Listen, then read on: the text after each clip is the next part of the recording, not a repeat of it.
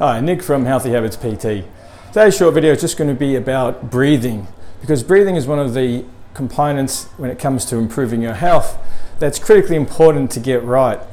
And speaking of which, oxygen really is the number one nutrient that we need to survive, so it should really be given more attention when it comes to taking it into the body. So what I want to talk about specifically today though is how you can do that to improve your mobility and stability. So just quickly, when it comes to breathing, if we can breathe through the diaphragm, as in breathe through the stomach, it's going to be a lot more beneficial to us.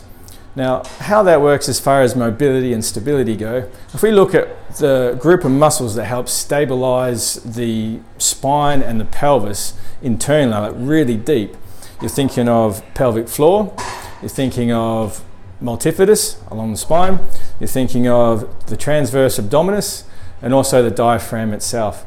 Now those form like a cylinder and it's covered in thoracolumbar fascia, or just fascia.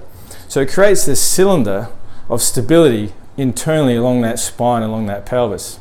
Okay, now when we start breathing diaphragmatically, we're actually engaging the core, because all those muscles work on the same neurological loop, in the sense that they go on the same highway to the brain when it sends out signals down the spine.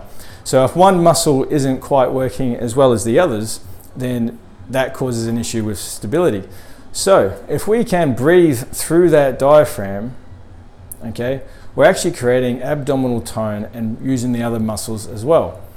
Now, how that relates to increased mobility and stability is that those muscles really help stabilize that pelvis. So if we're having troubles with hip mobility or bending down through the hips, if we can start to belly breathe or get used to diaphragmatic breathing, then what will happen is any muscle that's attached to that pelvis, for instance hip flexors, okay, can just lessen off, because we've got that core stabilizing that part of the body just through breathing.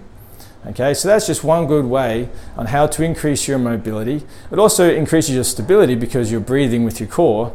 So when it comes to motion and movement, if we can breathe through that system, it's going to help with lifts, especially like the deadlift and squat and so on. All right, cheers.